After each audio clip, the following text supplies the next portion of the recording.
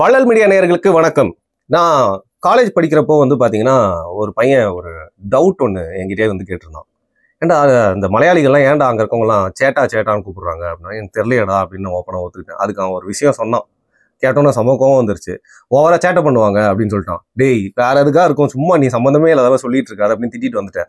ஆனால் எனக்கு அப்போ புரியல, இப்போ புரியுது அப்படிங்கிற மாதிரி பார்த்தீங்கன்னா எல்லா இடத்துலையுமே நல்லவங்களும் கெட்டவங்களும் இருப்பாங்க. பட் அங்கே இருக்கிற திரையுலகத்தில் நிறைய பிரச்சனைகள்லாம் நடந்துகிட்டே இருக்குது. அதை பார்த்தீங்கன்னா நம்ம தவிர்த்துட்டே இருந்தோம். பாரிக்கிட்ட கேட்டப்போ கூட அது எதுக்குங்க, அதை நம்ம என்னங்க சொல்லிட்டு அது அப்படின்ட்டாரு. கரெக்டு தான். ஆனால் இப்போ 2 வாரம் தாண்டி அது சென்னைக்கு வரைக்கும் வந்துருச்சு. இங்கேயும் நிறைய பேர் பேசிட்டு இருக்காங்க. இதில் எல்லாருமே அந்த பரபரப்புக்காக பேசக்கூடிய அந்த நியூஸ் மட்டும் இல்லாமல் நிஜமாவே நம்ம தெரிஞ்சுக்க வேண்டிய, டிஸ்கஸ் பண்ண வேண்டிய ஹெல்தியான, அசிங்கம் இல்லாத விஷயங்கள் தான் பாரிக்கிட்ட நான் இன்னைக்கு கேள்வியெல்லாம் கேட்டு பதில பெறப்போறேன். வணக்கம் பாரி. வணக்கம். ஒரு வழியா நம்மளும் இந்த டாபிக் பேச வேண்டிய நிலைமை ஏற்பட்டுருச்சு. நீங்க கவனிச்சிருப்பீங்கன்னு நினைக்கிறேன். இப்போ தமிழ் நடிகைகள்லாம் கூட ஒருத்தரா ஒரு விஷயம் சொல்லிட்டு இருக்காங்க.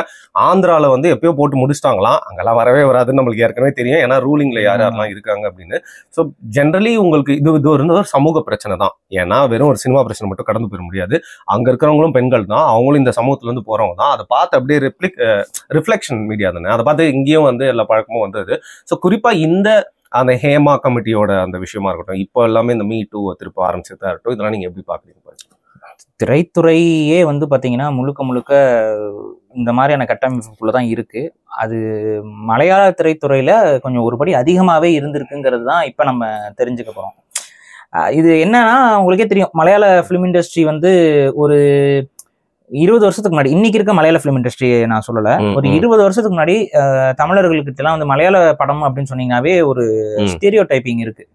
அதுக்கு ரீசன் என்ன அப்படின்னு பாத்தீங்கன்னா, மலையாள படங்கள்ல அதீத கவர்ச்சி, அது சவுத்துலயே பாத்தீங்கன்னா ஃபர்ஸ்ட் கவர்ச்சியை அதிகப்படியாக காட்டியது மலையாள படங்கள், மெயின் ஸ்ட்ரீம் படங்களே.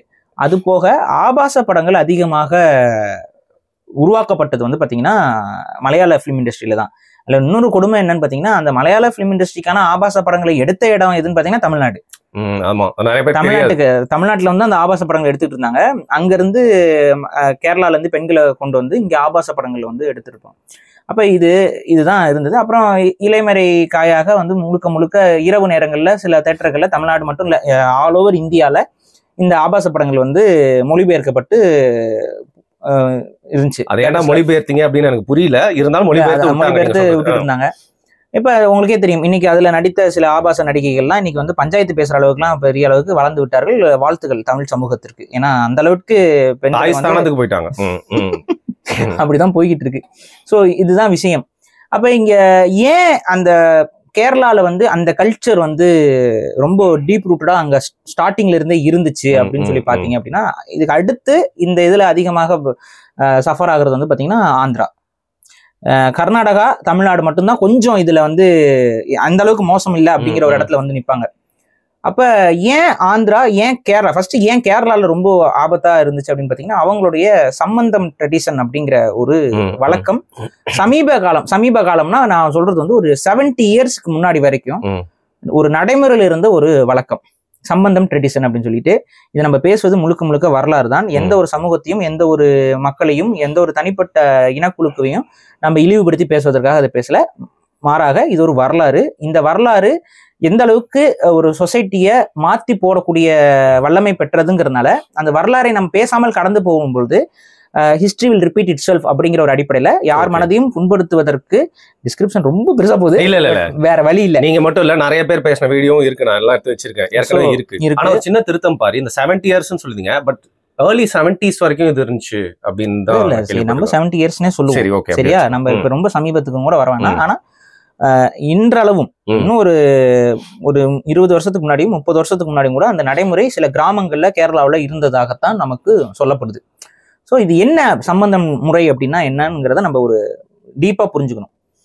உங்களுக்கே தெரியும், இஸ்லாமிய படையெடுப்பு எல்லாம் இந்தியாவுக்குள்ள பெரிய அளவில் வந்துச்சு. சவுத்துல பாத்தீங்கன்னா அதை தடுத்து நிப்பாட்ட வேண்டிய தேவை குறிப்பா பிராமின் கம்யூனிட்டிக்கு இருந்தது. ஏன் அப்படின்னா பிராமின்ஸ் உங்களுக்கே தெரியும், அவங்க தான் கோயில் நிர்வாகத்துல அந்த பிற்காலங்கள்ல அவங்க தான் அதிகமா இருக்கிறாங்க போறாங்க. அந்த விஜயநகர பேரரசை ஏன் உருவாக்குறாங்கன்னு பார்த்தீங்கன்னா, வித்யாரண்யருங்கிற ஒரு பிராமணர், அவர் தான் வந்து நம்ம சனாதனத்தை பாதுகாக்கணும் அப்படின்னு சொல்லிட்டு அங்க காடுகள்ல வேட்டையாடிட்டு கொண்டிருந்த மக்கள்கிட்ட எல்லாம் போய் பேசி, நான் உங்களை சத்திரியர்களாக மாத்துறேன், எங்களுக்காக சண்டை போடுங்கன்னு சொல்லி அவங்களை கன்வின்ஸ் பண்ணி அவங்க மூலியமா கட்டமைக்கப்பட்டதுதான் விஜயநகர பேரரசு. சோ இந்த மாதிரியான ஹிஸ்டரி எல்லாம் அங்கங்க இருக்கும், நம்ம டீப்பா பேசுவோம் சில விஷயங்கள்லாம். அப்ப அவங்க அங்க ஒட்டுமொத்தமாக தென் பகுதியில் இருந்த பிராமணர்கள் எல்லாருமே தங்களை பாதுகாத்துக் கொள்வதற்கும் தங்களுடைய அந்த வாழ்வியல் முறைகளை பாதுகாத்துக் கொள்வதற்கும் படைபலங்கள் அவங்களுக்கு தேவைப்பட்டுச்சு. அப்ப இந்த ரிஸ்க் இருக்கு பாத்தீங்களா, போய் நமக்காக போய் சாகிறது, இதை யாரு செய்வா? அது சாக வேண்டிய அவசியம் அவங்களுக்கு என்ன இருக்கு? மற்ற சமூகங்களுக்கு உங்களுக்காக நான் ஏன் போய் சாகணும், உங்களுக்காக நான் ஏன் சண்டை போட்டுட்டே இருக்கணுங்கிற ஒரு கேள்வி இருக்கும். ஸோ இதுக்கு வந்து அவங்க ஒரு கொஞ்சம் காம்ப்ரமைஸ் பண்ற மாதிரி நம்ம இல்லாம ஒரு சமூகம் இருக்கக்கூடாதுங்கிற ஒரு ஒரு ஒரு டைட்டா அவங்களுக்குள்ள இறுக்கிக் கொள்வதற்கு ஒரு முறையை கண்டுபிடிக்கிறாங்க. அந்த முறை பேர் தான் சம்பந்தம் முறை அப்படின்னு. சரி, இந்த சம்பந்த முறை அப்படிங்கிறது என்னன்னா, கொஞ்சம் நான் சமூகங்கள் பேர்லாம் சொல்லல, ஏன்னா சமூகங்கள் பேரை சொன்னோம்னா அது வந்து அந்த சமூகங்களை இழிவுபடுத்துற மாதிரி இருக்கும். அதனால நம்ம அதை சொல்லாம நம்ம அதை சொல்றோம். அந்த முறை என்பதுன்னா, ஒரு குறிப்பிட்ட சமூகம் அவர்கள் வந்து பாத்தீங்கன்னா கேரளாவில் சண்டை போடக்கூடிய சமூகமாக உருவாக்கப்படுகிறார்கள். அதற்கு முன்பு தமிழ் சமூகத்துல இருக்கக்கூடிய நாடார்கள் தான் அந்த போர் செய்யக்கூடிய சமூகமாக இருந்தார்கள். ஆனா அவங்க வந்து நம்பூதிரி பிராமணர்களுக்கு நாங்கள் சண்டை போட வேண்டிய அவசியம் இல்லைன்னு சொல்லி அவங்க ஒதுங்குறாங்க. ஏன்னா இவங்களுக்குள்ள ஒரு அந்த ஒரு பிரச்சனைகள் நிறைய பிரச்சனை. ஆமா, அதனால வந்து நாடார்கள் வந்து உங்களுக்காக நாங்க சண்டை போட மாட்டோம் அப்படிங்கிற ஒரு இதுல இருக்கிறாங்க, அடிப்பணியில. ஆனா மெயினான சண்டை போடக்கூடிய சமூகமாக மார்ஷியல் ஆர்ட்ஸ் சமூகமாக இருந்தவர்கள் நாடார்கள் தான். கேரளா முழுக்க வர்மத்திலே நாடார்கள் தான். அங்க ஒருத்தர் ஒரு பெரிய மாஸ்டர் ஒருத்தர் சொல்லுவாங்க, அவங்களுமே நாடார் தான். சோ இது எல்லாமே விஷயம். இதுல என்னன்னா, ஒரு புதிய சமூகம் ஒன்று அங்க உருவாக்கப்படணுங்கிற ஒரு தேவை இருக்கு. அந்த சமூகம் நமக்கு கட்டுப்பட்டு இருக்கணுங்கிற ஒரு தேவை இருக்கு. அதனால ஒரு புதிய சமூகத்தை அவங்க உருவாக்க பாக்குறாங்க. ஆனா அந்த சமூகமும் நம்ம கட்டுப்பாட்டிலே இருக்கணும் அப்படின்னா அவங்களுடைய வாழ்வியலையும் நம்மளோட வாழ்வியலையும் பிணையணும்னு உருவாக்குறாங்க. அப்ப யார் ஒருவன், அவங்களுக்கு ஹியூமன் சைக்காலஜிலாம் நல்லாவே தெரிஞ்சிருக்கு, யார் ஒருவன் தனக்காக போய் சண்டை போடுவான்? அவனுக்குன்னு குடும்பம் குட்டின்னு எதுவுமே இருக்கக்கூடாதுல்ல. இப்ப உங்களுக்குன்னு குடும்பம் குட்டின்னு இருந்துச்சுன்னா நீங்க என்ன நினைப்பீங்க? நம்ம எதுக்கு பொறுப்பு இருக்கும், நம்ம குடும்பத்தை பார்க்கணுங்கிற தேவை இருக்கும். அதுக்கப்புறம் வந்துட்டு உங்க குடும்பம் இல்லற வாழ்க்கை அப்படிங்கிற சிந்தனை இல்லாமல் நீங்கள் இருக்கணும். பேசிக்கா நான் சொல்லணும் அப்படின்னா, இது கேம் ஆஃப் த்ரோன்ஸ் எல்லாரும் பார்த்திருப்பாங்க. கேம் ஆஃப் த்ரோன்ஸ்ல வந்து பாத்தீங்கன்னா கலிசி வந்து ஒரு படையை வந்து கன்சாலி அந்த இது படைகளை வாங்குவாங்க. அவங்களை என்ன பண்ணி வச்சிருப்பாங்க? அறுத்துருவாங்க. ஏன் அப்படின்னா அவங்களுக்கு செக்ஸுவல் தாட்ஸ் எல்லாம் இருக்கக்கூடாது, அப்படியே அடிமையா இருக்கணும் அப்படிங்கிற மாதிரி. ஆனா அது வந்து பாசிபிளா, ரியல் லைஃப்ல பாசிபிளானா கிடையாது. ஆனா இப்படி நான் சொல்றேன், இது பாசிபிளான்னு யோசிச்சு பாருங்க. அவங்களுக்கு தேவை என்ன? பெண்களோட செக்ஸுவல் டிசைர், அதை வந்து பூர்த்தி பண்ணிக்கலாம். ஆனா அட் த சேம் டைம் அந்த பெண்களோட அந்த செக்ஸுவல் டிசைரை பூர்த்தி பண்ணிக்கிறதுல இருந்து பொறுப்பு தேவைப்படும். இப்ப நீங்க கல்யாண வாழ்க்கையெல்லாம் போயிட்டீங்கன்னா, குழந்தை குட்டின்னு ஆயிப்போச்சுன்னா அந்த பொறுப்பு தேவைப்படும். அவங்க வந்து அந்த குடும்ப தலைவராயிருவாங்க. இப்ப இது இல்லாம இருந்தாதான் அவன் போய் சாவருக்கு தயாரா இருப்பான். சரி, அப்ப அவங்க என்ன பண்றாங்கன்னா, சரி ஓகே, இந்த சோல்ஜர்ஸுக்கு பெண்கள் தேவை, ஆனா அவங்களுக்கு குழந்தை குட்டி அப்படின்னு சொல்லி அவங்க ஃபேமிலி லைஃப்ல போயிடக்கூடாது. அப்ப இதுக்குன்னு ஒரு கல்ச்சரை உருவாக்குறாங்க. அந்த கல்ச்சருக்கு பேர் தான் சம்பந்தம் ட்ரெடிஷன். அந்த சம்பந்தம் ட்ரெடிஷனை பத்தி விவேகானந்தர் தொடங்கி பல தமிழர்கள், பல மலையாளிகள் அந்த சம்பந்தம் ட்ரெடிஷனுக்கு எதிராக போராட்டங்கள் செஞ்சிருக்காங்க. அது வந்து விவேகானந்தர் சொன்னதே நான் சொல்றேன், வந்து என்னடா ஒட்டுமொத்த பைத்தியக்காரங்களும் கேரளால தான் இருக்கீங்கன்னு சொல்லி அவரே எழுதியிருக்காரு. ஸோ இது ஏன்னா நான் இவ்வளோ இதை சொல்லி நான் சொல்றேன் அப்படின்னா ரீசன் என்ன, இது ரொம்ப ஒரு சென்சிட்டிவான ஒரு டாபிக். இது யார் மனதையும் புண்படுத்துவதற்காக சொல்லப்படவில்லை, அதையும் சேர்த்து நான் திரும்ப திரும்ப சொல்றேன். இந்த அடுத்து என்னன்னு பாத்தீங்கன்னா, இந்த சம்பந்தம் இதுல முறையில் என்ன ஆகுதுன்னு பாருங்க. ஒரு பிராமணர், அந்த பிராமணர் அவங்களுடைய ஃபேமிலி ஸ்ட்ரக்சர்லையும் சில மாற்றங்களை கொண்டு வராங்க. இந்த படை சமூகம்னு சொல்றோம்ல, இந்த ஒரு பர்டிகுலர் கம்யூனிட்டி, அந்த கம்யூனிட்டி வந்து பாத்தீங்கன்னா தமிழ் சமூகம் அல்ல, அவங்க நாடார்கள் அல்ல.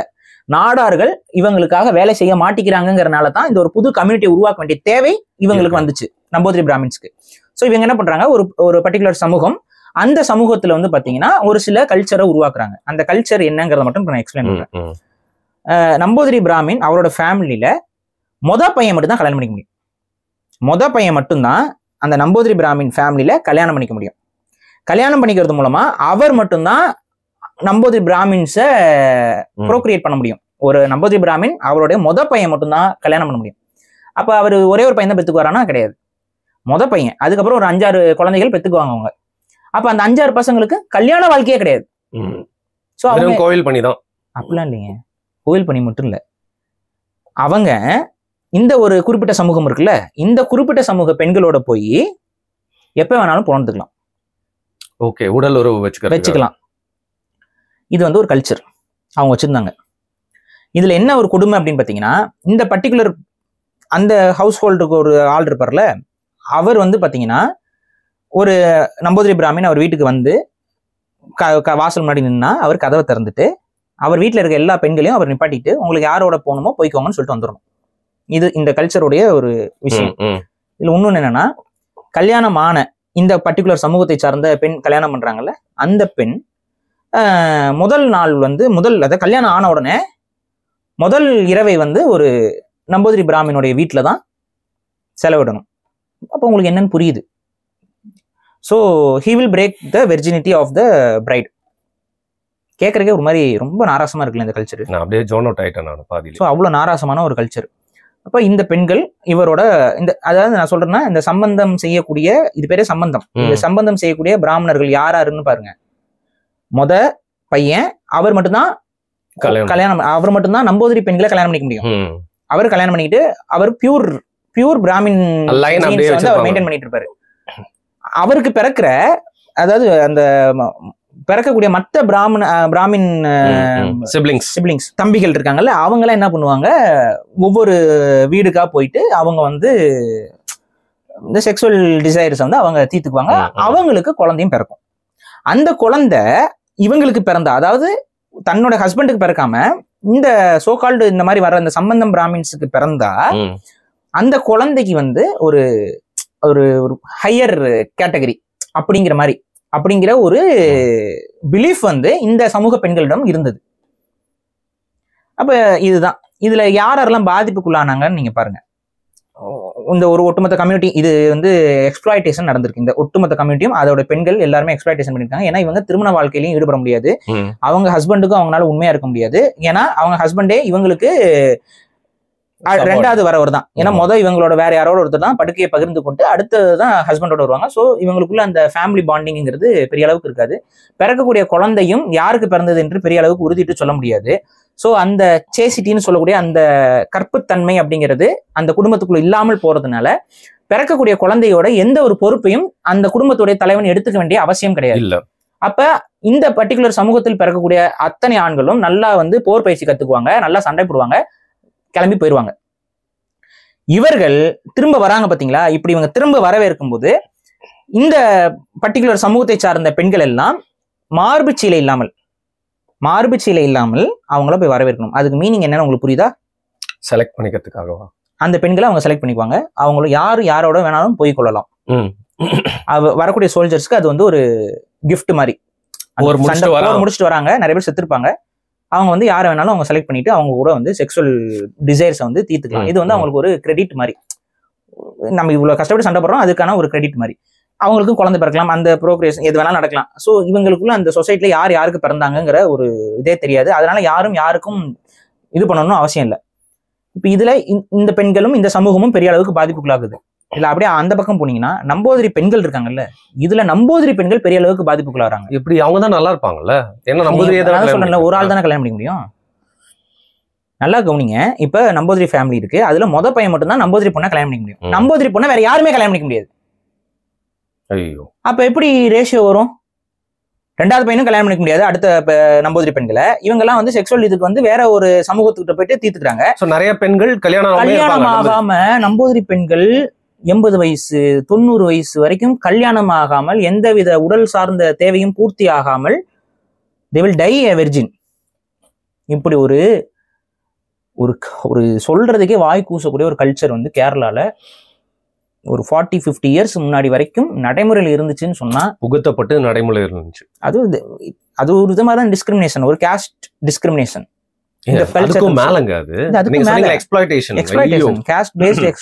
அங்க நடந்திருந்தது. இது வந்து வரலாறுல பதிவு செய்யப்பட்ட ஒரு விஷயம். உங்களுக்கு you can go and research it anywhere. ஏன்னா இதை பேசுறதுக்கு நிறைய பேர் தயங்குறதுக்கு காரணம் இது சிலரை புண்படுத்தி விடும் அப்படிங்கிறது. இருக்கிற சந்ததிகள் பாவம் என்ன பாவம் மனுஷன் அவங்களோட பேர். ஸோ இது வந்து நம்ம அதனாலதான் நம்ம எந்த கம்யூனிட்டி பேரையுமே நான் சொல்லாமே நான் சொல்லிட்டு போயிருக்கேன். இந்த எக்ஸ்ப்ளாய்டேஷன்ல இன்வால்வ் ஆனதுல நம்பூதிரி பிராமின்ஸ்ங்கிறது மட்டும் நான் சொல்லியிருக்கேன். ஏன்னா இது இட்ஸ் ஹிஸ்டரி, இது ரிட்டன். இதெல்லாம் பார்த்துட்டு தான் வந்துட்டு இவர் வந்து விவேகானந்தர்லாம் வந்துட்டு என்னடா ஒட்டுமொத்த பைத்தியக்காரங்களும் இங்கதான் இருக்காங்கன்னு சொல்லிட்டு எல்லாருமே கிரிட்டிசைஸ் பண்ணாங்க. இந்த கல்ச்சர் இருக்கக்கூடாது, இது வந்து இந்தியன் கல்ச்சரே கிடையாது. அப்ப இந்த கல்ச்சர் ஏன் அவங்க ஃபார்ம் பண்ணாங்க அப்படின்னு பாத்தீங்கன்னா ரொம்ப செல்ஃபிஷான ரீசன் தான். ஒரு குறிப்பிட்ட சமூகம் நமக்கு படை பாதுகாப்பா இருக்கணும், அவங்களுக்குன்னு ஒரு தனிப்பட்ட எந்த விதமான ஆசை பாசங்களும் இருக்கக்கூடாது, அவங்க முழுக்க முழுக்க நமக்கு வக்கீல வேலை செய்யணும்.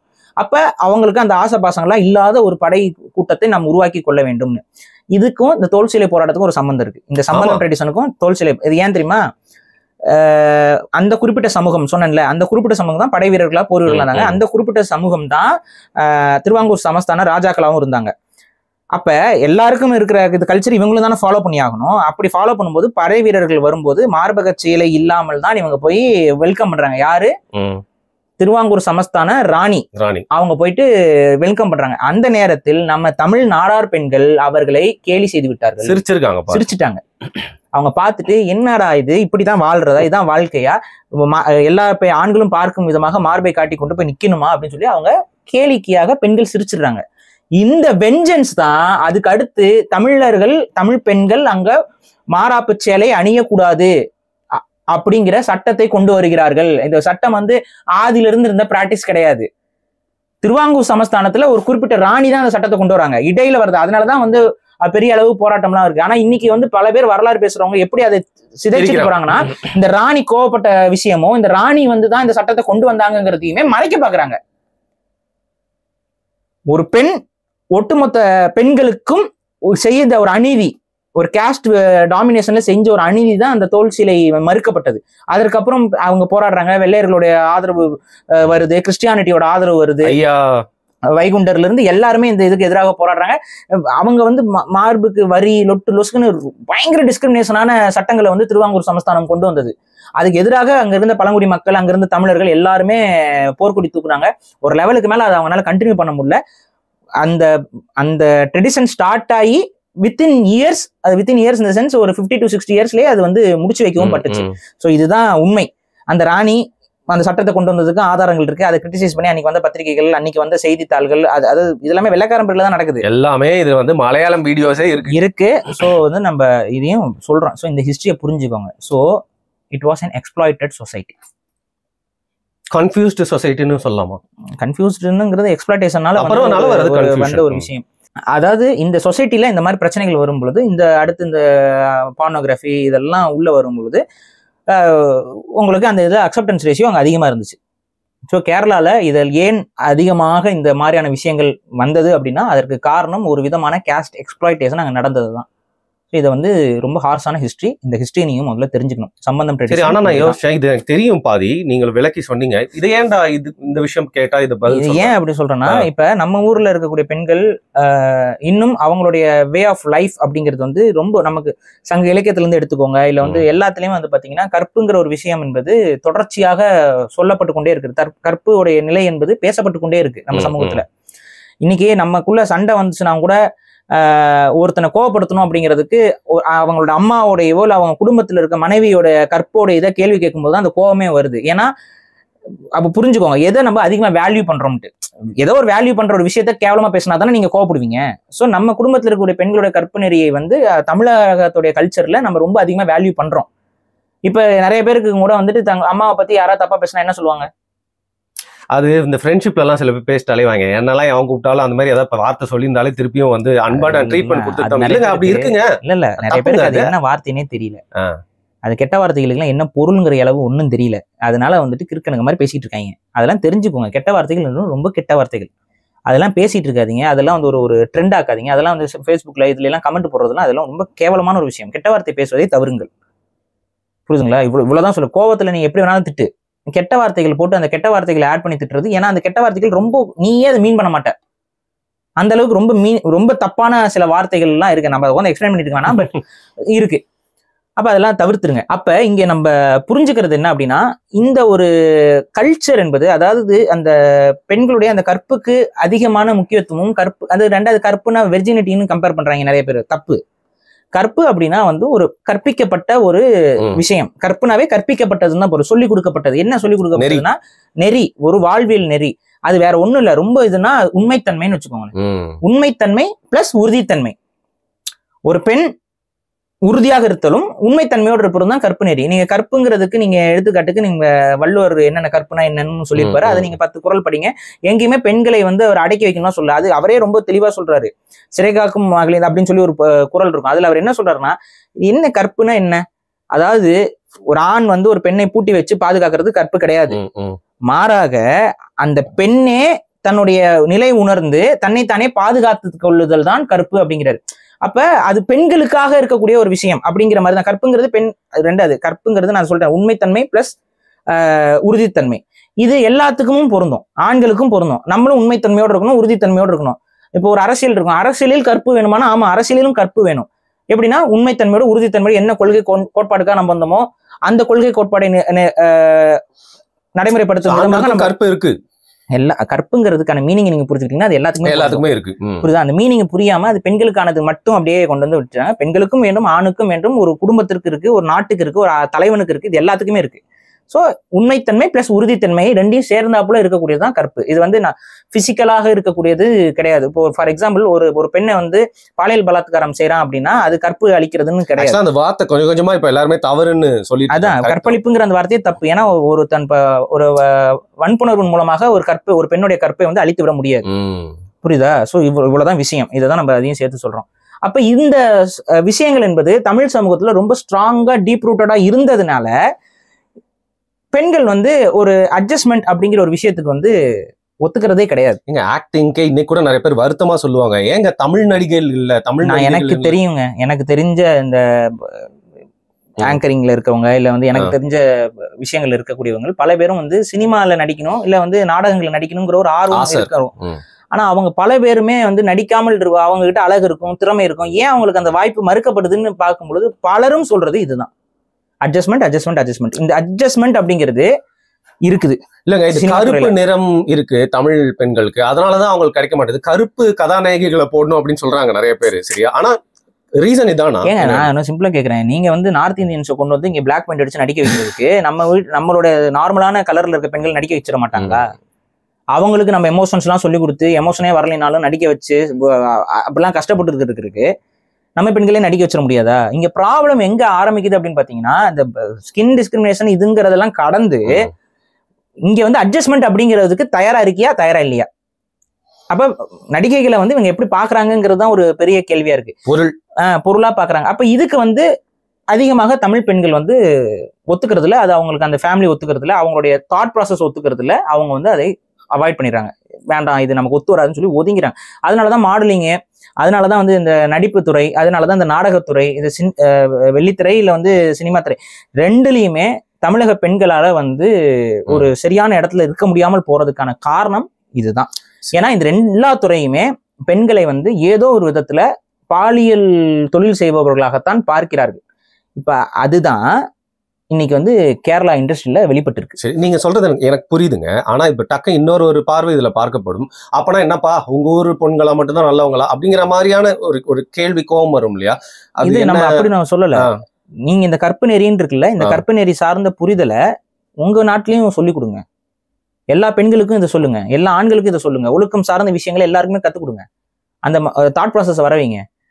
நான் இன்னொன்னு சொல்றேன், கிளாமரா ஒரு பொண்ணு போய் டான்ஸ் ஆடுறது இதெல்லாம் வந்து அதுல இப்ப தமிழ் பெண்கள் மட்டும் விதிவிலக்கெல்லாம் இல்ல, அவங்களும் தானே பண்றாங்க. இன்ஸ்டாகிராம்ல ரீல் பண்றது இதெல்லாம் என்னது அது?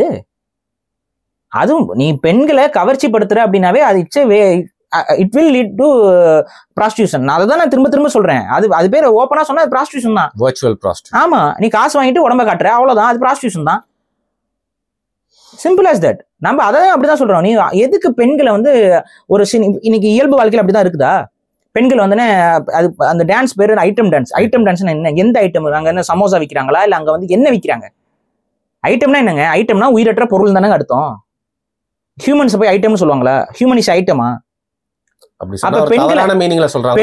பெண்களை ஐட்டம் டான்ஸ் சொல்லிட்டு பெண்கள் ஆடக்கூடிய நடனத்தை ஐட்டம் டான்ஸ் சொல்றீங்க அப்படின்னாவே அதுவே எவ்வளவு பெரிய கேவலமான ஒரு விஷயம். ஆனா இன்னைக்கு வந்து அது ரொம்ப சர்வசாதாரணமா எல்லாரும் தானே பண்ணிட்டு இருக்காங்க. எல்லா படத்துலயும் ஐட்டம் டான்ஸ் இருக்கணும். பேய் படத்துல கூட நம்ம ஆட்கள் என்ன பண்றாங்க, பேயா நடிக்க வச்சிடுறது. அதுக்கப்புறம் அவங்களையும் அரை குறையமா ஆடை போட்டு ஒரு குத்தாட்டம் போடுங்கன்னு சொல்லிட்டு அது ஆபோசம் தானுங்க செல்ஸ். ஆபாசத்தை தானே விற்கிறீங்க. அது என்ன ஒரு விதமான காம்ப்ரமைஸ் தானே. இந்த காம்ப்ரமைஸ்க்கு ஏன் பெண்கள் தயாரா இருக்கீங்க எனக்கு புரியல. இன்னைக்கு எல்லாம் புலம்புறீங்க. நான் உடனே கேட்கறேன், இதை நான் பல முறை சொல்லியிருக்கேன். ஏன்னா வந்து அட்ஜஸ்ட்மெண்ட்டுக்கு கூப்பிட்டாங்க, என்ன அட்ஜஸ்ட்மெண்ட்டுக்கு கூப்பிட்டாங்கன்னு சொல்லி உட்காந்து நீங்க பேட்டி கொடுக்கறதுல எந்த பிரயோஜனம் இல்ல. அட்ஜஸ்ட்மெண்ட்டுக்கு கூப்பிடுறான் பாரு, அப்ப சொல்லு. வந்து இந்த படத்துல நடிக்கிறதுக்கு என்கிட்ட இப்ப இதுக்கு வந்துச்சு, இப்ப இதுல இருந்து அட்ஜஸ்ட்மெண்ட்டுக்கு கூப்பிடுறான் இவன், இந்த டைரக்டர் கூப்பிடுறான், இவன் கூப்பிடுறான், இத சொல்லுங்க. இல்ல நிர்பந்திக்கப்பட்டுருவாங்கல்லங்க, சில நேரத்துல மாட்டிப்பாங்க. இல்லைங்க, நான் சொல்றேன் இல்லைங்க, மாட்டிக்கிறலாம் இல்லைங்க. அவங்க வந்து இத காம்ப்ரமைஸ் பண்ணிக்க தயாரா இருக்காங்க நிறைய பேர். இதுதான் இங்க பிரச்சனை. இதான விக்டிம் பிளேமிங் மாதிரி. விக்டிம் பிளேமிங் இல்ல. நான் என்ன கேக்குறேன், சிம்பிள். இப்ப இந்த பெண்களுக்கு என்ன பாதிப்பு வந்துடும்? இப்போ ஒரு ப்ரொடியூசர் வந்து கூப்பிடுறாரு, என் கூட வந்து படுக்கையை பகிர்ந்தால் தான் உனக்கு இந்த படத்துல நான் வாய்ப்பு கொடுப்பேன் அப்படின்னு சொல்றாரு. இவர் இப்படி என்கிட்ட கேட்கிறாருங்கிறத ஒரு பொண்ணு கம்ப்ளைண்ட் பண்றதுக்கு, போலீஸ் கிட்ட கம்ப்ளைண்ட் பண்றதுக்கு, மீடியா கிட்ட எக்ஸ்போஸ் பண்றதுக்கு பண்ணா என்ன அந்த பெண்ணுக்கு பாதிப்பாயிரும்? சரி, நீங்க ஒரு செனாரியோ சொல்றீங்க. ஆனா சில செனாரியோஸ் நான் கேள்விப்பட்டிருக்கேன், படம் வாய்ப்பு தந்துருவாங்க பாரி, ஷூட்லாம் ஆரம்பிச்சு போயிட்டே இருக்கும், நிறைய சீன்ஸ் எல்லாம் எடுத்துருவாங்க, அந்த நடுக்கிணத்துல வந்து இவன் ஒரு செக்க வைக்கிறது, இந்த மாதிரி. அது புரியுது. இப்ப அந்த பெண்ணுக்கு இன்னும் அதிகமா லெவரேஜ் பாயிண்ட் தான் இருக்கு. ஏன்னா வந்து படத்துல நடிக்க மாட்டாங்க. ஆமா, மீதி படம் முடியணும், அவன் தான் தொங்கி ஆகணும். கேஸ் கொடுத்துட்டாங்கன்னா, நான் ஒண்ணும் இல்ல சார், ஒண்ணும் இல்ல, நான் கேஸ் கொடுக்க போறவங்க மேல என்ன பண்ணுவோம் பண்ணிக்கோங்கன்னு சொல்லிட்டு போய் கேஸ் கொடுக்க வேண்டியதானே. புரியல பிரதர், சங்கத்தை வச்சு மிரட்டுறாங்க, பஞ்சாயத்து இருங்க. அப்ப நான் இப்ப திரும்பவும் சொல்றேன், இப்ப இந்த மாதிரி நடக்குதுன்னா அவங்க மேல எல்லாம் கம்ப்ளைண்ட் பண்றதுக்கு என்ன வந்துருச்சு? ஏன் பயப்படுறாங்க? எல்லாம் பெரிய கைகளா இருக்குது. பெரிய கைகள்னாலும் ஓப்பனா சொல்லுவா, ஏன் தெரியுமா பயப்படுறாங்க? நமக்கு சான்ஸ் போயிடும், நம்மள நடிக்கிறதுக்கு யாரும் கூப்பிட மாட்டாங்க, நம்மளை கண்டு பயந்துருவாங்க, நம்மள யாரும் கூப்பிட மாட்டாங்க அப்படின்னு நான் சொல்றேன். அப்படி கூப்பிடாம இருக்கிறாங்க அப்படின்னா இது மாதிரி எல்லா நடிகைகளும் செய்ய தயாராகி விட்டால் இந்த ஒட்டுமொத்த சிஸ்டம் உடஞ்சு போயிருமா? எல்லா நடிகையும் எனக்கு கூப்பிட்டினாவே மேல கம்ப்ளைண்ட். இது ஒரு 2 நடிகை 3 நடிகைகள் தைரியமா பண்ணாவே பயப்படுவாங்க. ஆனா அதை பண்றதுக்கு யாருக்குமே தயாரா இல்ல. ரீசன் என்ன? நீ வரலன்னு சொல்லி ஒதுங்கி போயிடுற. ஒதுங்கி போயிட்டு நான் சார் ஓகே சார் இதுக்கு நல்லா ஒத்துக்க முடியாது, நான் வரல, ஓகே, அதோட கடமை முடிஞ்சிச்சுன்னு நினைச்சு போயிடுறீங்க. அந்த இடத்துல இன்னொருத்தர் வராங்க, இன்னொரு பொண்ணு உங்க இடத்துல நடிக்கிறதுக்காக போய் அவங்க வந்து சீரழிறாங்க. நிறைய பேரண்ட்ஸே கூட்டு போய் விட்ட கதெல்லாம் இருக்குங்க. ஆமா, நம்ம ஃபிலிம் இண்டஸ்ட்ரியில அந்த ஸ்ரீரெட்டி எல்லாம் போடலையா? ஸ்ரீரெட்டி எல்லாம் போட்டுட்டு தான் இருந்தாங்க, ட்வீட் எல்லாம் போட்டாங்க. பேச முடியுதா? யார பத்தியோ போட்டாங்க, பேச முடியாது, அதெல்லாம் போட்டாங்க. ஆனா கேஸ் ஏன் கொடுக்கல? சின்மை வந்து இவர வைரமுத்து வந்து ஏன் கேஸ் கொடுக்கல? எனக்கு அதான் புரியல. ஏன் ஒரு அபிஷியல் கம்ப்ளைண்ட் கொடுக்கறது உங்களுக்கு என்ன ரொம்ப கஷ்டமா? சின்மை எல்லாம் கொடுக்கவே இல்லைங்களா? கொடுக்கவே இல்லையே. எனக்கு அதெல்லாம் ட்வீட்ல தான், மீட்டு ட்வீட் தான். இந்த மீட்டு ட்வீட் போட்டு என்ன யாரு வந்து கொடுப்பாரு? இப்ப எலான் மஸ்க் வந்து ஏதாவது நீதி வாங்கி கொடுப்பாரா? அவர் மேலேயே ஒரு கேஸ் இருக்குது. இல்ல, ஆனா வைரமுத்து அவர்களை பொறுத்த வரைக்கும் இன்னைக்கு திரைத்துறையில வந்து பாத்தீங்கன்னா முக்கியமா மணிரத்னம் படத்துல ரொம்ப நாளுக்கு அப்புறம் வைரமுத்து இல்லாதது வந்து பொன்னியின் செல்வன்ல தான். அந்த ப்ராஜெக்ட் மட்டும் இல்ல, பெரும்பான்மையா வைரமுத்து அவர்களை ஒரு மாதிரி வந்து ஓரங்கட்டப்பட்டுட்டாரு அதுல இருந்து.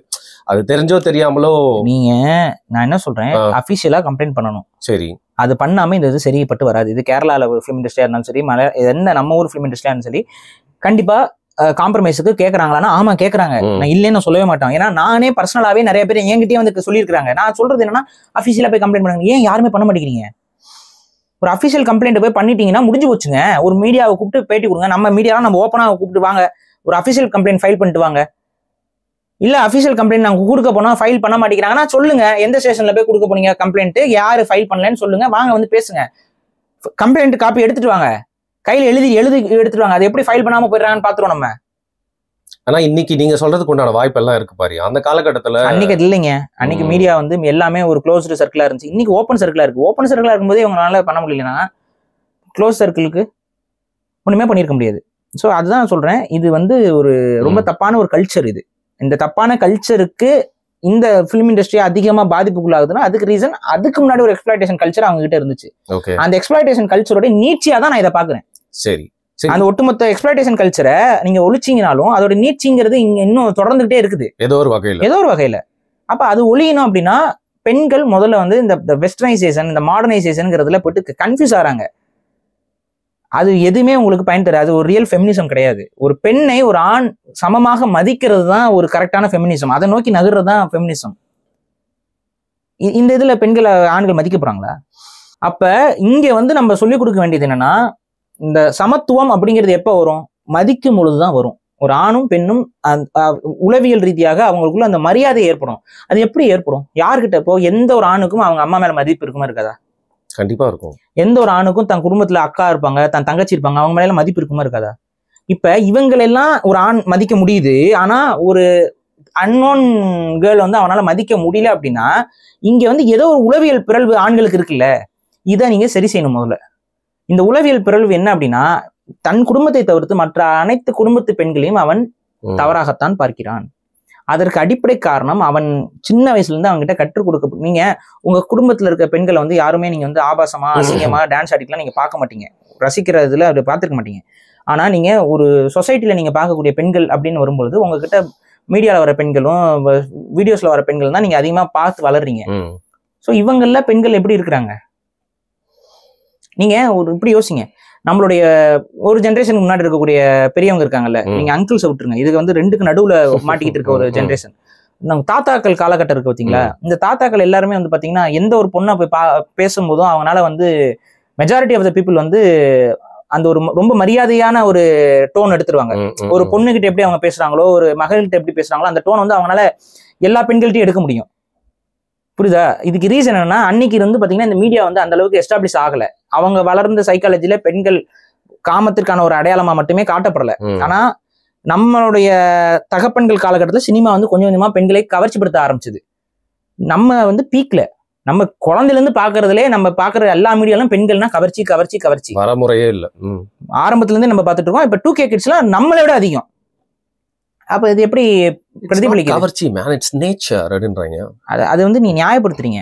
இந்த கவர்ச்சியும் இந்த ஆபாசத்தையும் நியாயப்படுத்துறதுக்கு அது இயற்கை, அது காட்டுன தப்பு கிடையாது. பெண்கள் வந்து 2 பீஸ்ல போனா தப்பு கிடையாது. உடல் கவர்ச்சியை காட்டுறது என்ன தப்பு? ஆண்கள் காட்டுறாங்களா, இது காட்டுறாங்க. இப்படியே ஏதாவது ஒரு சாகுபோக்கு சொல்லி சொல்லி சொல்லி அந்த கவர்ச்சி, அந்த வெஸ்டர்னைசேஷன், இந்த ஒரு தப்பான கல்ச்சர், ஒரு கல்ட் கல்ச்சரை வந்து அப்படியே கொஞ்சம் கொஞ்சமா ஸ்ப்ரெட் பண்ணி இது எங்க போய் விட போகுது அப்படின்னு பாத்தீங்கன்னா, பெண்களை யாருமே தங்களுக்கு ஈக்குவலான ஒரு ஹியூமன் பீயிங்கா கன்சிடர் பண்ண போறது இல்லை. திட்டுறாங்க இப்பெல்லாம் போட்டு. ஒரு வீடியோ பார்த்தேன், ஒரு பொண்ணு ஃபெமினிசம் பேசுற பொண்ணு கமெண்ட்ஸ் ரீட் பண்றாங்க. ஒவ்வொரு கமெண்ட்ல எல்லாம் பிச்சு கிச்சுன்னு திட்டிட்டு இருக்காங்க. இது என்ன மாதிரியான உளவியல்? ஆண்களோட உளவியல் எவ்வளவு கேவலமா இருக்குன்னு பாருங்க. மதிக்கிறது இல்லை பெண்கள். அவன் நீங்க நினைக்கிறீங்க வந்து ரொம்ப மதிக்கிறாங்கன்னு, கிடையவே கிடையாது. நிறைய ஆண்கள் வந்து நடிக்கிறாங்க. வெளிப்படையா சொன்னா நிறைய ஆண்கள் நடிக்க கத்துக்கிட்டாங்க. உங்க முன்னாடி அது அந்த நடிக்கிறதும் ஒரு ட்ராப் தான். நல்ல மாதிரியே பேசி எப்படி கவிழ்க்கலாங்கிற ஒரு ட்ராப்ல தான் நடிக்கிறான். ஒரு மீம் பார்த்தேன், ஒரு ஹீரோயின் அழுதுட்டே சொல்லுவாங்க, இப்ப என்னடா வில்லன் கிட்ட இருந்து காப்பாத்தி நீ என்ன வந்து இது பண்ண போற அப்படின்னு சொல்லிட்டு. இதுதான் நடக்கும்.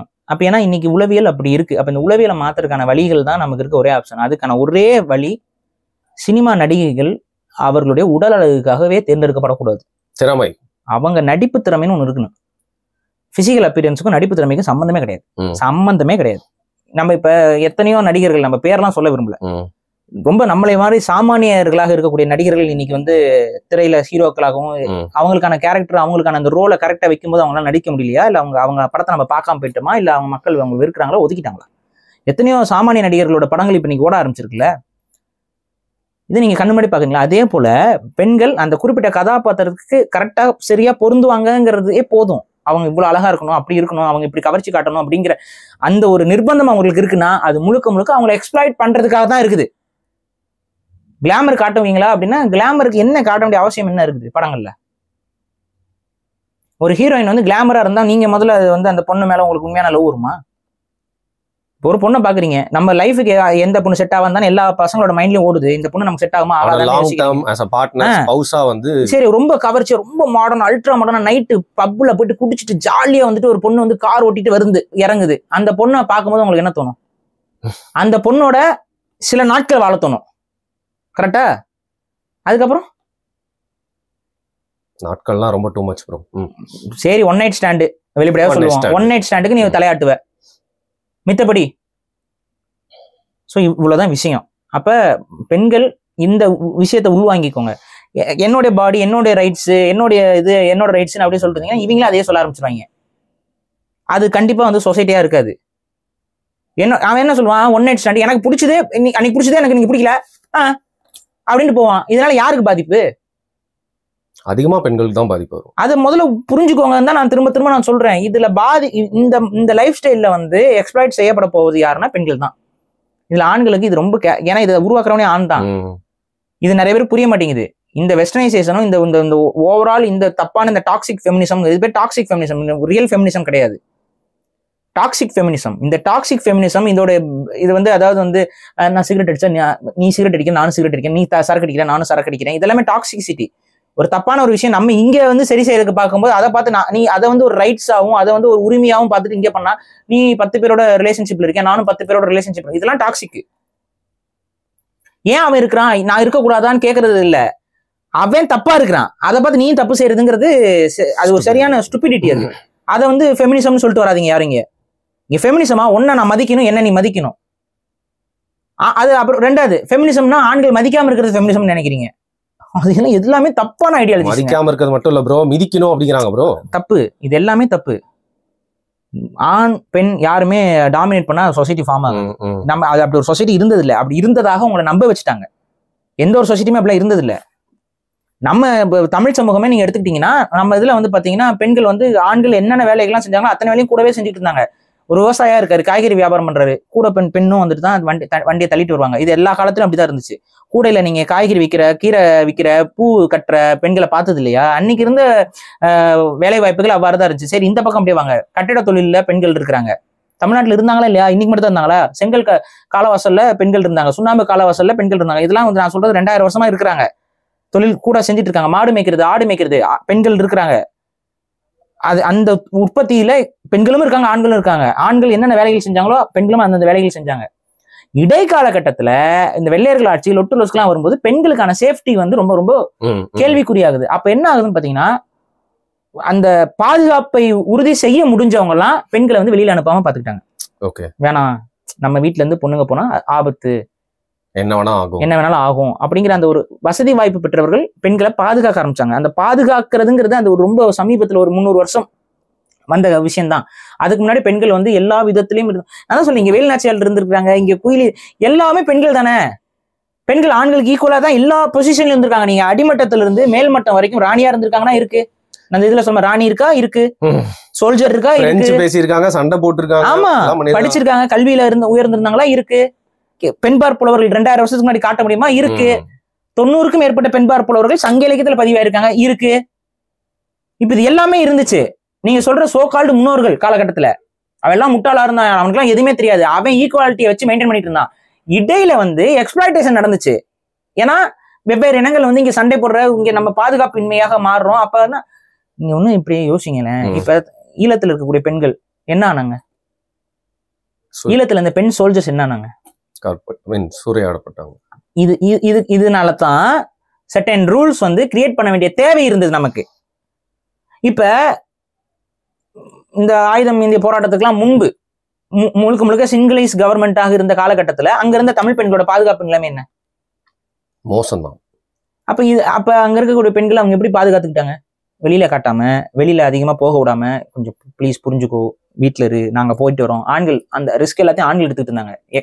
நமக்கு அதிக வேலை, தனியாவே நாங்களே பண்றோம், நீங்க கொஞ்சம் வீட்டுல இருங்க. இந்த மாதிரி தான் இந்த கல்ச்சர் ஃபார்ம் ஆகுது.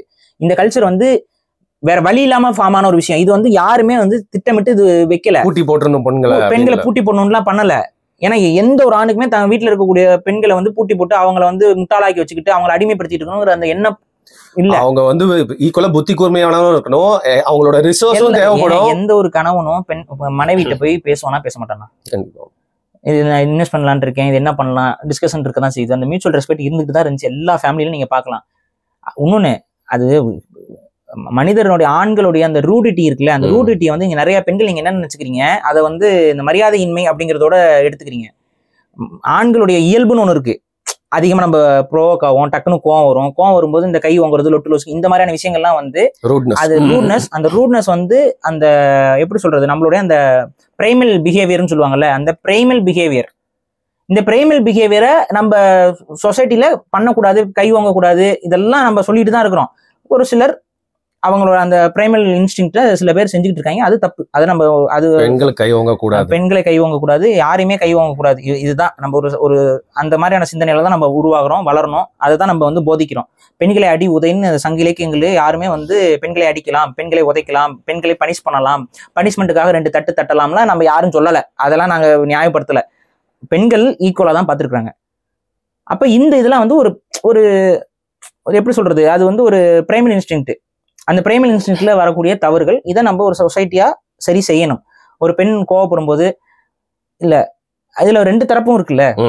ஸோ ஒரு ஆண் எகிரும்போது பெண் எகுறாங்க, பெண் எகிரும்போது ஆண் எகுறாங்க போது ஆண்களோட டெஸ்டாஸ்டரோன் ஒன்று இருக்குது உடம்புக்குள்ள. இந்த கர்மம் என்ன பண்ணுன்னு தெரியும்.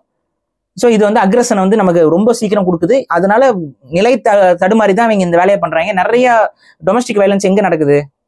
ஆல்கஹால் கன்சப்ஷன்ல இருக்கும்போது ஆண்கள்கிட்ட அதிகமான டொமஸ்டிக் வயலன்ஸ் இருக்கும். ஸோ இந்த இதெல்லாம் ஒரு சொசைட்டியா அது தப்பு.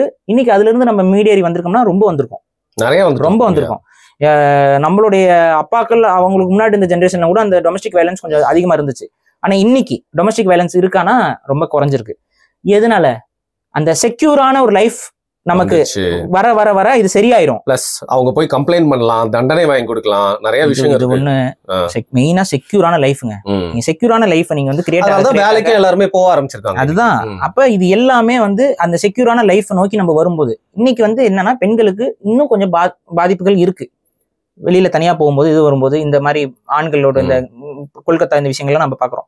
அப்ப இதுல இருந்து பெண்களை எப்படி நீங்க அடுத்து பாதுகாக்கிறது அப்படின்னா வேற வழி இல்லை. இந்த ஆபாச சிந்தனையில இருந்து ஆண்களை மாத்தணும். அவங்களுக்கு சொல்லி கொடுக்குற விஷயங்கள்ல இருந்து எஜுகேஷன் வந்து ரொம்ப இம்பார்ட்டன்ட் பண்ணணும். மாரல் வேல்யூஸ் வந்து அவனுக்கு ஹையா இருக்கணும். பான் பேன் பண்ணணும், ஆல்கஹாலிசத்தை வந்து கண்ட்ரோல் பண்ணணும். இது எல்லாம் சைமில்டேனியஸா பண்ணதான் ஒரு நல்ல சொசைட்டி ஃபார்ம் ஆகும். ஸோ இது எல்லாமே நம்ம வந்து சொல்லிட்டு இருக்கோம். ஸோ இந்த ஃபெமினிசம் அப்படிங்கிறதுல இந்த விஷயங்களை நீங்க உணர்ந்துக்கோங்க. ஏதோ வந்து பெண்கள் எல்லாம் அடக்கி வைக்கணும், பூட்டி வைக்கணும், அந்த ஒரு இந்த வைலண்ட் அப்ரோச்னு ஒன்று இருக்குல்ல, அந்த வைலண்ட் அப்ரோச் வந்து லாங் டேர்ம் சொல்யூஷன். சும்மா நீங்க வந்து சொல்லிக்கலாம், நான் அப்படிதான் பண்ணுவேன், இப்படிதான் பண்ணுவேன், நான் அப்படிதான் பண்ணுவேன். அதனால எந்த நன்மையும் யாருக்குமே கிடையாது.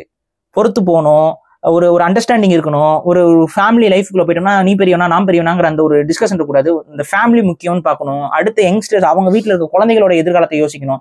காம்ப்ரமைசஸ் 2 பக்கமும் மாறி மாறி செய்யணும்.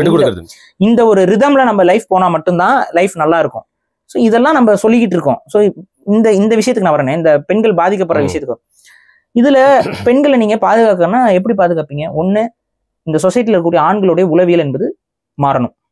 சினிமா மாறணும். மெயினா சினிமா உடைய ஒட்டுமொத்த அப்ரோச்சும் மாறணும். ஐட்டம் சாங் வர பாடல்களை எல்லாம் நீங்க போட்டு ட்ரெண்ட் பண்ணாதீங்க. இப்ப நீங்க புலம்புற ஸ்டேட்டஸ் போடுற அத்தனை பேருமே அடுத்து வந்து ஏதோ ஒரு அசிங்கமான ஆபாச படத்துக்கு காவாலான்னு டான்ஸ் ஆட போறீங்க. எதுக்குடா பேசிக்கிட்டு இருக்கீங்க? எனக்கு அதான் புரியல. அசிங்கமான ஒரு மீனிங்ல இருக்கக்கூடிய ஒரு அசிங்கமான பாட்டை நீங்களாம் ட்ரெண்ட் பண்றீங்க. இப்போ மட்டும் எல்லா டைம்லயும் நானும் பாக்குறேன், இன்ஸ்டா ரீல்லாம் ஃபுல்லா அசிங்கமா தான் வருது. முழுக்க எப்படி நீ வந்து முழுக்க கவர்ச்சி காட்டிட்டும் ஆபாசத்தை பரப்பிட்டோம் பேசிக்கிட்டு சுத்திக்கிட்டு இருக்கிறது. கடைசியில பெண்களை நாங்க தான் பாதுகாக்கிறோம். பெண்களை இழிவு செய்யறதே நீங்க தான். ஒட்டுமொத்த பெண்களையும் கவர்ச்சிக்கான மோகத்துக்கான ஒரு ஆப்ஜெக்டிஃபை பண்ணி, அது பேரு ஆப்ஜெக்டிஃபிகேஷன், அதை பண்ணிட்டு கடைசியில வந்து நாங்க தான் பெண்களை எப்படி பாதுகாப்ப? நல்லா பாதுகாப்ப. ரொம்ப பிளண்டா சொல்லணும் அப்படின்னா, நீ வந்து என்ன அப்படின்னு காட்டிக்கிற. இப்போ ஒன்றும் இல்லை, ஒரு ரோட்ல போறோம், ரோட்ல இருக்கக்கூடிய பெண்கள் ஒரு 10 பேர் இருக்கிறாங்க. அதுல வந்து பாத்தீங்கன்னா பயங்கர கவர்ச்சியா ஒரு பொண்ணு பார்த்துட்டு உங்களை பார்த்துட்டு கூப்பிட்டுட்டே இருக்காங்க. நீங்க என்ன பண்ணுவீங்க? என்ன நினைப்பீங்க? அந்த பொண்ணை எப்படி ஜட்ஜ் பண்ணுவீங்க? தெரியலங்க. அது ஒரு மாதிரி குழப்பமான அந்த சிச்சுவேஷனுக்கே போயிட்டேங்க. நான் ஒரு செகண்ட் ஆடி போயிட்டேங்க. நான் அதான் ஐயோ வேலை இருக்கே அப்படின்ற மாதிரி யோசிச்சிட்டேன். நான் இப்படி யோசிங்க. சில இந்த டிவில எல்லாம் ஒரு சில வேலைகள் பண்ணுவாங்க. இந்த ரியாலிட்டி ஷோ மாதிரி பண்றோம்னா, நைட்டு வந்து ஒரு அதிகமா வந்து ப்ராஸ்டியூஷன் நடக்கிற ஒரு இடத்துல கொண்டு போய் ஒரு பொண்ணை நிப்பாட்டிடுறது, போட்டு அங்க சுத்தி இருந்து கேமரா வச்சுக்கிறது. அப்படின்னு ஒருத்தன் வந்து நிப்பான், வரிசையா பேசுவாங்க. உடனே ஆண்கள்லாம் தவறானவர்கள். எத்தனையோ ஆண்கள் அந்த பகுதிக்கு வராம கடந்து போயிருப்பான். ஆனா கண்டென்ட் இதானுங்க. அப்ப இது எவ்வளவு கேவலமான வேலை. இது எத்தனை சேனல்ஸ் பண்றீங்க? எனக்கு புரியலடா. ப்ராஸ்டியூட்ஸ் அதிகமா நிக்கிற ஒரு இடத்துல கொண்டு போய் பொண்ணை நட்ட ராத்திரி தன்னந்தனியா விட்டுட்டு போற வண்டியில அப்படி பாக்குறது, லுக்கு விடுறது. அதுக்கப்புறம் அவன் வந்து அவன் என்ன நினைச்சிட்டு வரான்? அவன் ஒரு பொண்ணா நினைச்சிட்டு வரல, அவன் ஒரு ப்ராஸ்டியூட் நினைச்சிட்டு தான் வரான். இதை முதல்ல புரிஞ்சுக்கோங்க. எலிப்பொறியில சிக்கிருச்சு அப்படின்னு நம்ம ஆள் வருவாரு. இது பொண்ணு நிக்குதுன்னு இல்ல, நீங்க ஒரு ஆம்பளை நிப்பாட்டி பொம்பளை மேக்கப் போட்டு நிப்பாட்டி இருந்தீங்கனாலும் அதான் நடக்கும். புரியுதா? ஏன்னா இடம், ஒரு பொண்ணு தன்னை எவ்வாறு காட்டிக்கொள்கிறாள், எந்த இடத்தில் காட்டிக்கொள்கிறாள்ங்கிறதுலாம் மேட்டர்ஸ். புரியுதுங்களா? இவ்வளவுதான் விஷயம். அப்ப இதெல்லாம் புரிஞ்சுக்கோங்க தான் நான் சொல்றேன். இதெல்லாம் புரிஞ்சுக்கிட்டு யோசிங்க. அப்ப உங்ககிட்ட வந்து ஒருத்தன் வந்து என் கூட படுக்கையை பகிர்ந்தால் மட்டும்தான் உனக்கு சினிமா படத்தில் நடிக்க நான் வாய்ப்பு தருவேன்னு சொல்லும்போது யாருகிட்ட அவன் சொல்றான்? த ஃபர்ஸ்ட் பீப்புள் யாரு? பெண்கள் தானே. நீங்க அவ்வளவு போலானவங்களா? உங்களுக்கு சக்தி கிடையாதா? நீங்க வீக்கர் செக்ஸா? அப்படி இல்லை அப்படின்னா போய் கம்ப்ளைண்ட் பண்ணுங்க. இவன் என்னிடம் இப்படி வந்து கேட்கறான், காம்ப்ரமைஸ் பண்ணாதான் என்ன நடிக்க வைக்கணும்னு சொல்றான் அப்படின்னு நீங்க வந்து முதல்ல பேசுங்க. இதை நீங்க பேசாம இருக்கிற வரைக்கும் அவன் கேட்கறவன் கேட்டுக்கிட்டே தரமா நம்மளால ஒண்ணுமே பண்ண முடியாது. அப்படி காம்ப்ரமைஸ் ஆகி நீங்க பின்னால ஒரு பெரிய நடிகை ஆனா அதுக்கப்புறம் நான் ரிவெஞ்ச் எடுக்கிறேன், யாருக்கிட்ட எடுப்பீங்க? அது யார்கிட்ட ப்ரூவ் பண்ணுவீங்க? அவர் ரிட்டையர்ட் ஆகி பல்லு போயிருப்பாரு. அவங்கள போயிட்டு அப்புறம் வந்து சொல்லிட்டு இவர் என்ன கூப்பிட்டாரு, அவர் என்ன கூப்பிட்டாரு அப்படின்னு சொல்லிட்டு சில பேர் வந்து சான்ஸே கூப்பிட்டு இவங்க அவனுக்கு சான்ஸே கொடுக்காம போயிடும். அதுக்கப்புறம் வந்து புலம்புறது என்ன ஏமாத்திட்டாங்கன்ட்டு. இந்த மாதிரி தப்பான டீல் உங்களோட உடம்பை நீங்கள் விற்பதற்கு தயாராக இருந்து கொண்டால், இப்ப யாராவது இப்போ உங்க வீட்டுல இருக்க பெண்கள்கிட்ட வந்துட்டு நான் 1000 ரூபாய் தரேன் நீ வரியா என் கூட சொன்னா நீங்க என்ன ஆகும்? கொலைதான் நடக்கும். அவங்க வீட்டு பெண்கள் என்ன பண்ணுவாங்க? பக்கத்துல விளக்கமா இருந்தா எடுத்து அடிப்பாங்க. அதையே நீங்க பண்ணல. நீங்க விளக்கமாறு எடுத்து பிசிக்கல் ஹார்ம் பண்ணவும் கூட அவசியம் இல்லை அப்படிங்களா? சரிங்கன்னு சொல்லிட்டு முடியாதுன்னு சொல்லிட்டு வந்துடுறீங்க. அதையும் மீறி அவன் வலுக்கட்டாயம் பண்ணானா அது பேர் ரேப்பு. அது ரேப் கம்ப்ளைண்ட் கொடுத்தீங்கன்னா அவன் போயிருவான். அவன் தூக்கி உள்ள தூக்கி உட்கார வச்சு இது பண்ணிடுவாங்க. பாத்ரூம் வலிக்கு விழுந்து ஏதாவது ஒன்று ஆகும் அவருக்கு. ஆனா அது நடக்கிறது இல்லையே இங்க. நீங்க அதை செய்யணும்ல, ஊடகத்துக்கு முன்னாடி வந்து பேசலாம்ல. என்ன புக் பண்ணியிருந்தாங்க, என்ன வந்து இந்த மாதிரி ஒரு சினிமா படத்துக்காக இவ்வளவு காட்சிகள் இவ்வளவு நாள் நடிச்சிருந்தேன், இப்ப திடீர்னு இந்த ப்ரொடியூசர் வந்து கூப்பிட்டு என்கிட்ட பேசுறாரு, இப்படி இது எப்படி அவர் பேசலாம்னு சொல்லிட்டு ஒரு பேட்டியை கொடுத்துட்டீங்க. நீங்க இந்த பேட்டி கொடுத்துருவேன்னு சொன்னீங்கன்னாவே அவன் செதறி ஓடிடுவான், பக்கத்துல கூட வரமாட்டான். நீங்க இதை இன்னொன்னு சொல்லவா, இது எப்படி சொல்றதுன்னு தெரியல. நிறைய மேனேஜ்மெண்ட்ல இருந்து ஒரு ஹீரோயினை புக் பண்ணும்போது அவங்க வந்து அட்ஜஸ்ட்மெண்ட் கேட்பாங்கிறத முன்னாடியே சொல்லிடுறாங்க, ஓப்பனாவே சொல்லிடுறாங்களாம். ஓப்பனாவே அட்ஜஸ்ட்மெண்ட் எதிர்பார்ப்பாங்க, உங்களுக்கு ஓகேவா? சிலர் என்ன நினைச்சுக்கிறாங்க, அப்படியே அவங்களோட பேசி பழகி அப்படியே கொஞ்சம் நம்ம அதை அவாய்ட் பண்ணி கொண்டு போயிடலாம். ஸோ இப்படிலாம் இருக்கக்கூடாது. தப்புனா தப்பு தான். இது நான் நடிக்க வரேன், என்னோட திறமைக்கு அதான் சொல்றேன். கவர்ச்சி இதுதான். ஒரு பெண் அழகா இருக்கிறது ஒரு தகுதியாக இருக்கும் பட்சத்தில் அது எங்கே கொண்டு போய் விடும் அப்படின்னா அந்த அழகை பயன்படுத்துற இடத்துல கொண்டு போய் தான் விடும். ஸோ அதை நம்ம ஒருபோதும் அங்கீகரிக்க முடியாது. சரி, இப்போ சினிமா பத்தி மட்டும் இல்லாம வெளியில இருந்து எல்லாரோட பார்வைக்கும் இது புரியுற மாதிரி வந்து சொல்லியிருக்கீங்க. அண்ட் குறிப்பா சினிமால கவர்ச்சி நின்னாதான் இது நிற்கும், இல்லைன்னா இல்ல. நம்ம ஏன் அந்த கேரளால இந்த விஷயங்கள் நான் சொன்னேன் அப்படின்னா, கேரளால இந்த கல்ச்சர் ரொம்ப ஸ்ட்ராங்கா இருக்கிறதுக்கு காரணம் அங்க நடந்த ஒரு எக்ஸ்பிளாய்டேஷன். ரிஃப்ளெக்ஷன் இன்னைக்கு இதுல மட்டும் நடக்கல, நிறைய விஷயங்களே அது நடந்துகிட்டே இருக்கு. நான் ஜெனரலைஸ் பண்றேன் கூட நினைச்சுக்கோங்க. ஃபர்ஸ்ட் ஹேண்ட் இன்ஃபர்மேஷன், ஏன் மலையாள பெண்களே என்கிட்ட ஜாலியா பேசுறப்ப எல்லாத்தையும் கம்பேர் பண்ணி எங்க ஊர்ல இப்படி உங்க ஊர்ல இப்படி சொல்றப்போ, இங்கெல்லாம் பரவாயில்லைங்க, அங்க பப்ளிக் டிரான்ஸ்போர்ட்ல அவ்வளவு சீக்கிரம் வந்து நாங்க நம்பி போகவே மாட்டோம் கும்பலா இருந்தா. இன்னொன்னு அது நீங்க சொன்னீங்கல்ல, ஆமா, மலையாள ஆண்களை விட ஏன் தமிழ் ஆண்களை வந்து மலையாள பெண்களுக்கு அதிகமா பிடிக்கும்னா, இந்த ரீசன் வந்து தமிழ் ஆண்கள் பெண்களை அதிகமா மதிக்கிறாங்க, மலையாள ஆண்கள் பெண்களை சுத்தமா மதிக்கிறதே இல்ல அப்படிங்கிறது அவங்களுக்கே தெரியும். மலையாள பெண்களே நிறைய பேர் இது வந்து more than 10 people என்கிட்ட சொல்லிருக்காங்க. அதான் ரீசன் என்ன தெரியுமா, இந்த சம்பந்தம் ட்ரெடிஷனோட எக்ஸ்டென்ஷன். ஏன்னா அந்த டைம்ல வந்து பெண்களை மதிக்காத ஒரு சொசைட்டியாவே தான் அது வளர்ந்து இருக்குது. ஸோ அதோடைய அந்த ஒரு அந்த எப்படி சொல்றது எக்கோயிங், அந்த சொசைட்டில ஒரு எக்கோ ஆகிட்டே இருக்கு அந்த விஷயங்கள். நான் என்ன சொல்றேன், அந்த ஒரு கிரைமை மனசுல ஏத்திக்கிட்டு அந்த மாதிரி ஒரு கேவலமான ஒரு லைஃப் ஸ்டைல் வந்து நமக்கு எந்த அளவுக்கு டிக்ளைன் ஆகுங்கிறதையும் உணர்ந்துகிட்டு ஒரு சரியான லைஃப் ஸ்டைல். அதனாலதாங்க நம்ம ஒருவனுக்கு ஒருத்தி, அந்த உண்மையான காதல், அது இந்த குளோரிஃபைங் இந்த ஒரிஜினல் லவ், இந்த ட்ரூ லவ், எல்லா பொண்ணுங்களுக்கும் ட்ரூ லவ்னா ரொம்ப பிடிக்கும். என்ன அப்படின்னு ஒரு விஷயம் இல்லைன்னு அவங்க நினைச்சுக்கிறாங்க திரும்ப திரும்ப. அப்படிலாம் கிடையாது, ட்ரூ லவ் எக்ஸிஸ்ட். ஆனா அதுக்கு தகுந்த மாதிரி 2 பேருமே இருக்கணும், ஆணும் இருக்கணும் பெண்ணும் இருக்கணும். இந்த இடத்துல சபல புத்திங்கிறது வந்து நம்ம எல்லாருக்கிட்டையும் உருவாக்கப்படுது. எப்படி உருவாக்கப்படுது, தப்பான ஒருத்தன் உருவாக்கிட்டே இருக்கான். இந்த மாதிரி ஆபாச படங்கள் இந்த மூலியமா தப்பான லைஃப் ஸ்டைல நம்ம தள்ளி நான் என்ன கேட்கிறேன், ஒரு பெண் வந்து கிளப்புக்கு போகலாம், பப்புக்கு போகலான்ட்டு நம்ம ஹிப்ஹாப் தமிழா எனக்கு ஆரம்பத்துல அவனுக்கு ரொம்ப பிடிக்கும் அவரை. ஏன் அவரை எனக்கு ரொம்ப பிடிச்சதுன்னா, கிளப்புல மப்புல தெரியற பொம்புல எல்லாம் பாடல சொல்றேன் லிரிக்ஸ. சோ அன்னைக்கு பிடிச்சது ஹிப்ஹாப் தமிழாவை, ஏன்னா அவருக்கு அந்த உணர்வு இருந்துச்சு. இன்னைக்கு அந்த உணர்வு விட்டு மாறிட்டு ஒரு படத்துல வந்துட்டு அன்னைக்கு நான் அப்படி இருந்தேன், நீங்க பப்புக்கும் கிளப்புக்கும் போயிட்டா அந்த கல்ச்சர் சரின்னு ஆயிப்போயிருமா? அப்படி கிடையாது, தப்புனா தப்பு தான். ஓகே, நீங்க அந்த தப்பை செஞ்சுட்டேன் அதனால அதை நியாயப்படுத்தலாம்னா அது பண்ணக்கூடாது. கிளப்ல ஒரு பெண் வந்து சரக்கடிக்கிறதோ தம் அடிக்கிறதோ இல்ல சரக்கடிச்சு தங்களுடைய நிலையை இழந்தார்கள் என்றால் அவர்களுக்கு பாதுகாப்பு இங்கே கிடையாது.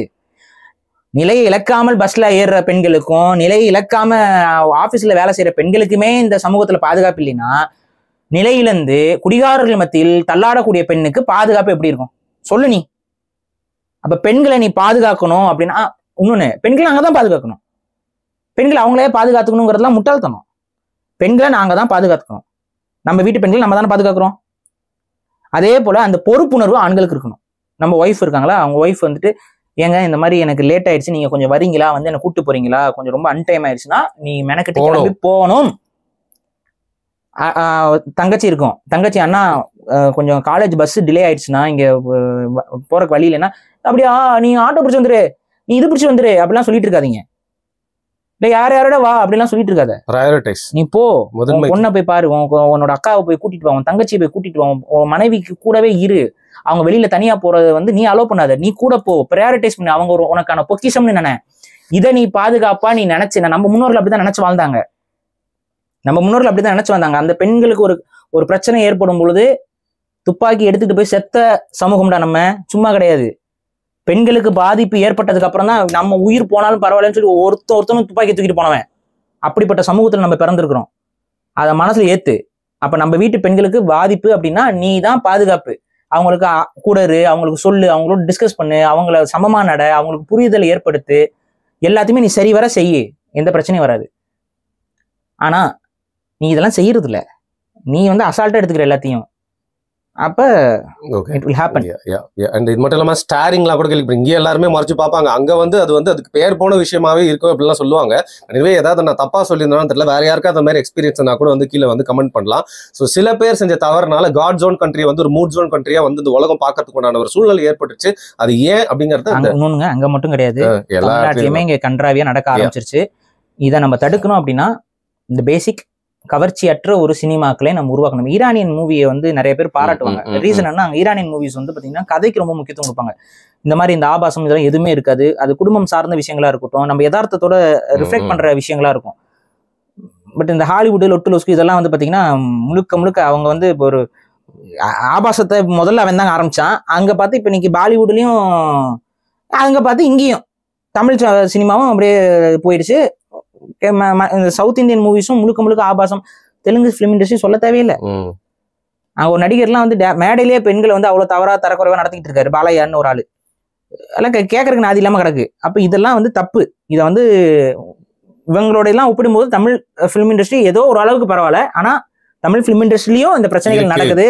இவங்க பேசியிருந்தாங்க, உங்க பேர் என்ன, ராதிகா, அவங்க கூட பேசியிருந்தாங்க. வந்து அவங்களுக்கு வைக்கக்கூடிய ரூம்ல வந்துட்டு இது, அதாவது பெண்களுக்கு வைக்கிற கேரவான்ல வந்து இதெல்லாம் வைக்கிறாங்க, வீடியோ கேமரா இதெல்லாம் வைக்கிறாங்கன்னா இதில் தான் ஆபத்து. இந்த இதெல்லாம் ரொம்ப புரிஞ்சுக்கோங்க. ரொம்ப பெர்வர்ட்ஸா ஒரு சொசைட்டி வந்து ஃபார்ம் ஆயிட்டு இருக்குது. அதுல இருந்து மாறணும் அப்படின்னா அந்த இதுல இந்த வெஸ்டர்னைசேஷன், இந்த கல்ச்சர், இந்த பப்பு கிளப் கல்ச்சரு, அதுக்கப்புறம் ஒரு பெண்ணை ஆபாசப்படுத்தி ஒரு உடல் கவர்ச்சி தகுதியே கிடையாதுங்க. உடல் கவர்ச்சி ஒரு பெண்ணுக்கு தகுதின்னு நீங்க நினைச்சீங்கன்னா அதை விட ஒரு முட்டாள்தனம் உலகத்துல எதுவுமே கிடையாது. அந்த பெண்ணுடைய நிலை, அவங்க என்னவா வாழ்ந்திருக்காங்கிறது தான் அந்த பெண்ணுக்கான தகுதி. எப்படி அவங்க ஸ்டாண்ட் பண்ணி மேலே போறாங்கிறது தான் தகுதி. கவர்ச்சி நடிகைகளை யாருமே மதிக்க போறதில்லை, என்ன காலத்திலையும் மதிக்க போறதில்லை. அதை முதல்ல புரிஞ்சுக்கோங்க. அதனால புரிந்து கொண்டு நடங்கள், அப்படிதான் நம்ம சொல்ல முடியும். சரி, மிக்க நன்றி. நன்றி.